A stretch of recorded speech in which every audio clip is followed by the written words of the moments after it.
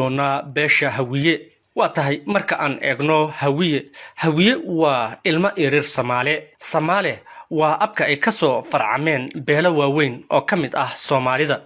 odayga Soomaale waxa la sheegaa inuu dhalay 9 wiil 9 wiil ayaa waxa ay kala yihiin ereer maqarre gardheere mayle garre gariire xamarre xariire iyo yabuur inta badan 9kaas wiil ayaa waxa la sheegaa inay sii farcameen oo ay sii tarmeen xamarre iyo xariire ayaa inta aan baaritaankan ku guda jirnay waxa aan raadinay qabiile ka soo askumay ama jifooyin ka soo askumay balse ilaa hadda ma aanan arag toddobada kale ee soo hartay ayaa waxa la sheegaa in ay u kala baxeen qabiilooyin fara badan kadib markaan aragnay qoraallo kala duwan oo ay qoreen ajaanib iyo Soomaali ayaan waxa aan go'aansanay in aan isku soo ururino aan ka dhigno hal qayb sida aan ka soo xiganay qoraa Yemeni ah Soomaali ama odaga Soomaali ahaa ayaa magaciisii hore waxa uu ahaa Cusmaan bin Maxamuud waxa uu qoraagaasi Yemeniga ah sheegaya in jasiirad Carbeed uu ka soo hayaamay isagoo u soo hayaamay bariga Afrika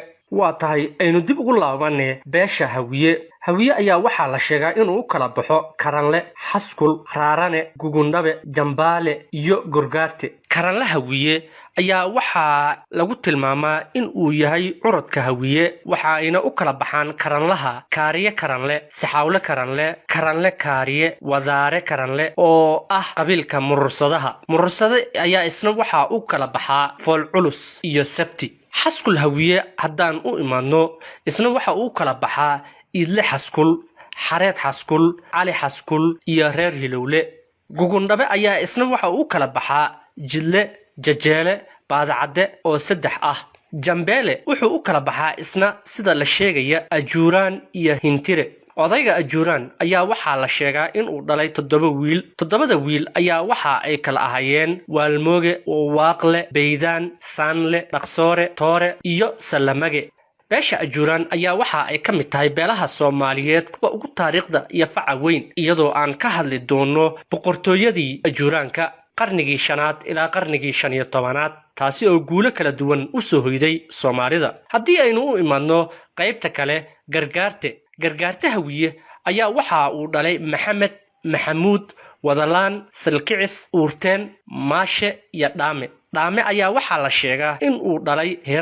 hiraabna waxa la sheegaa inuu u kala baxo mudulood aramle martile oo ah shiqaal uurmasoore badjecel madarkicis iyo Maxamuud hiraab oo ah duduble beelaha uurmasoore badjecel aramle faracooda inta badan waxaan raadinay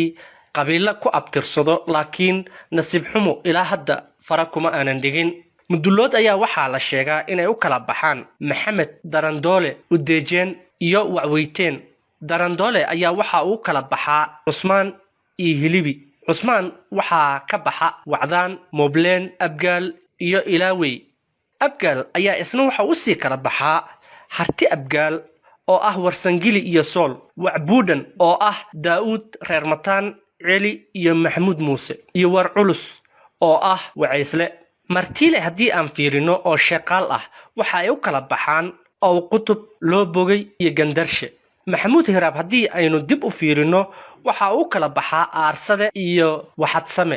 madarkicis oo ah habargidir waxay u kala baxaan cayr sacad saleebaan saruur iyo sifaadle laakiin nasiib xumo ilaa hadda waan weynay qaybaha kala duwan ee sifaadle meel aan ku sheegnana ilaa hadda ma aanan garan waxaa jiro beelo kale oo qoraayaasha shisheeye iyo kuwa Soomaaliyeed ay sheegaan in ay ka tirsanaayeen Soomaalida laakiin ilaa hadda meel aan ku sheegno ma hayno waxa ka mid ah gardhaale iyo meyle oo maanta ah qabiilo sida la sheego ku kala abtirsada qabiilada kala duwan ee Soomaalida daawade haddii aan dib ugu laabano mar kale jadwal ahaan anagoo u raacino hawiye wuxuu u kala baxaa karanle xaskul raaranle gugundhabe gambeele iyo gorgaarte haddii aan fiirino xaskul waxa uu sii kala baxaa idin iyo arid gugundhabana waxa ay u kala baxaan jidle jajeele iyo baadacade